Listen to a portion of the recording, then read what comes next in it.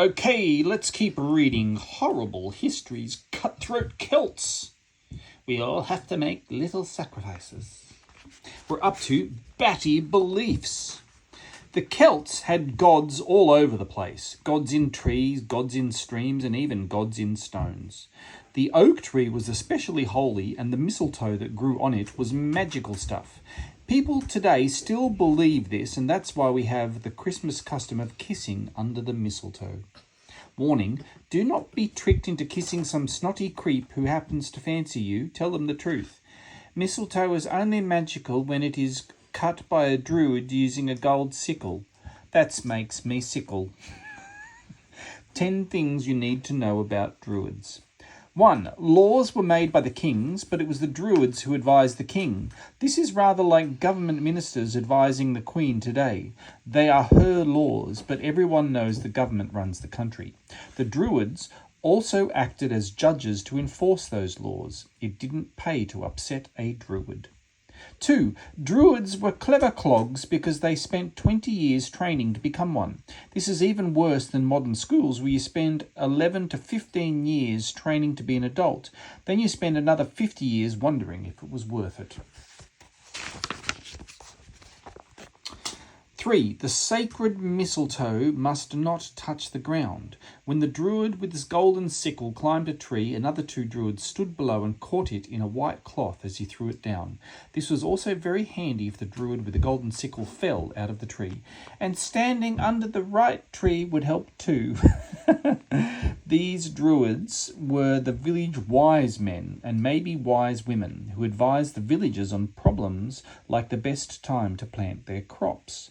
They were like your local vicar, but with an important difference. Your vicar might expect a £5 note from each of his worshippers. A druid expected blood, and the druids had real power over the people.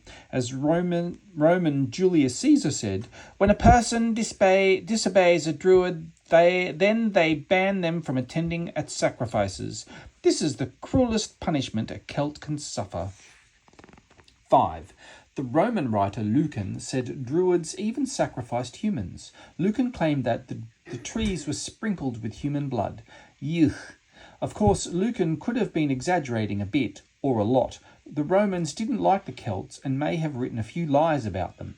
Of course, the Celts didn't do much writing, so the Roman stories have gone down in history and the truth has been forgotten. 6. The Celts of Gaul sent their druids over to Britain to be trained. British Celt druids must have been the best. 7. When a druid wanted some spirit help, he slaughtered a bull and had it skinned. Then he lay down on a bed of rowan branches and wrapped the bull's hide around him. Bloody sighed next to him. As he slept, he experienced dreams that answered his questions or solved his people's problems. Problems like, how do you get bloodstains out of a druid's best robe? Of what did you dream, O great druid? For some reason, all that came into my head was loads of fresh hay and charging at red things. 8. Druids were also fortune tellers who said they could see into the future. What would you do if you could see into the future? Become a fortune teller and make your fortune? Or simply pick next Saturday's winning lottery numbers every week for a year? It's easy. All you have to do is follow the dreadful druid method of divining the future. 1. Take the flesh of a dog. 2. Chew it.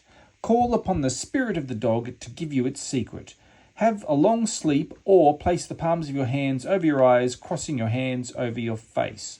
A vision will reveal the wisdom that is guarded by the animal. Trees are good to wee on.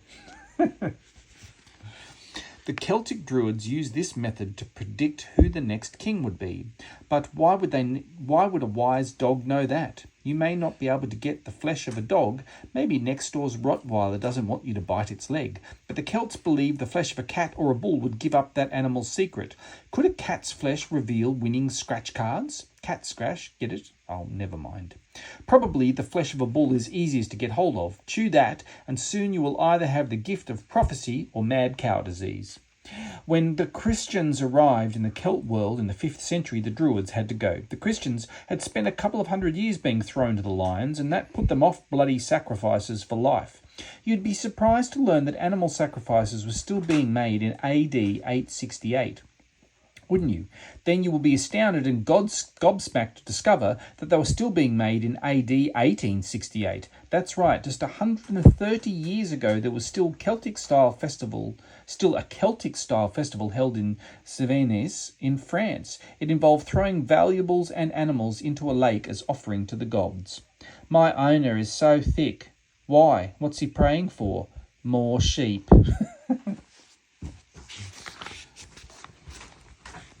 10. The Druids had some useful powers that you probably wish you had. They could change their shape into anything they wanted.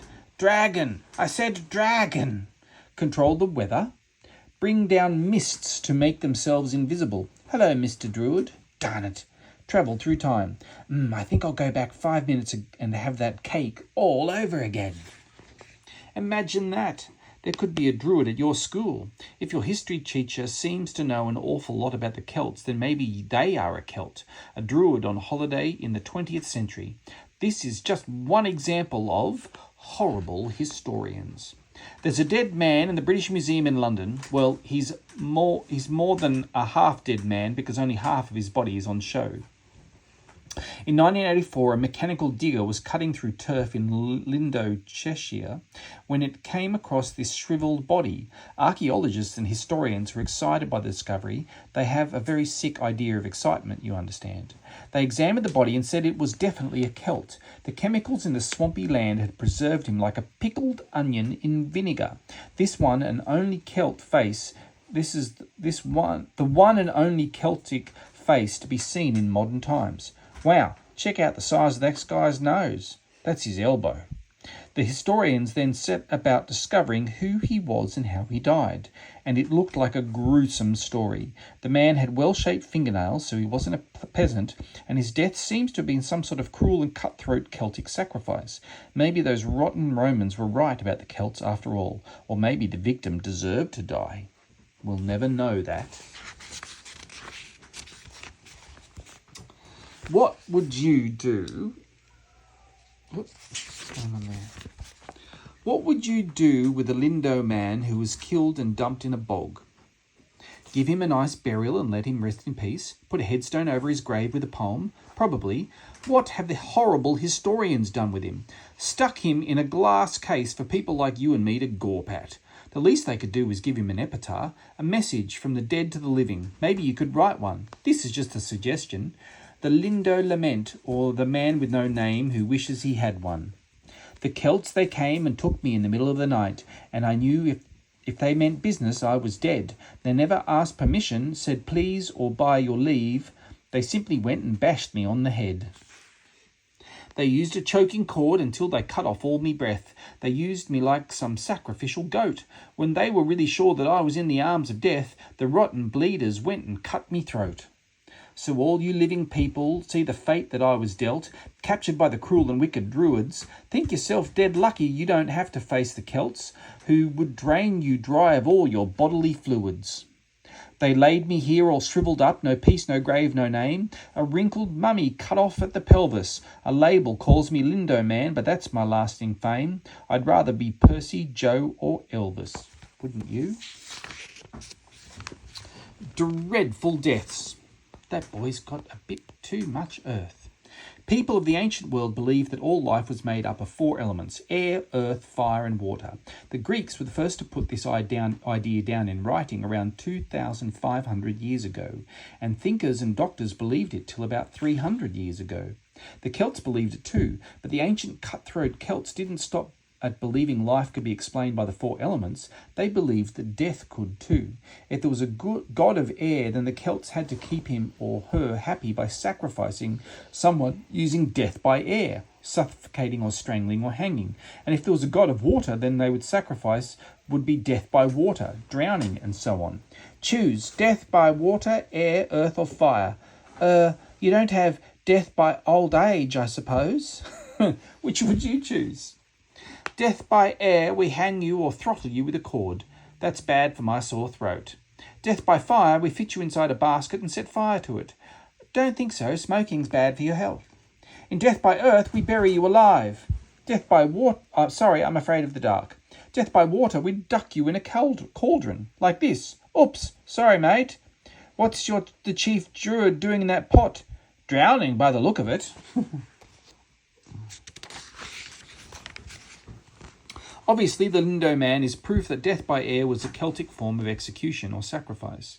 The Roman leader Julius Caesar wrote about the Celts building huge basket-work models of men, filling them full of victims, then setting them fire to them. For hundreds of years, historians have said that Caesar was lying, but many Celt legends include stories of victims being chained inside an iron house, which is then heated till it's red hot. Ugh, yuck. The Gaul goddess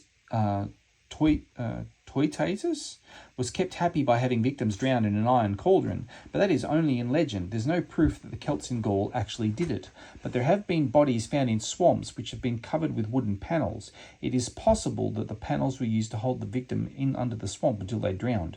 No one is sure if the victims were sacrifices or criminals being executed. This is a gruesome book. No one has found a grave where a human appears to have been buried alive, but there was a nasty custom of bricking up an animal in the walls of a house to bring luck.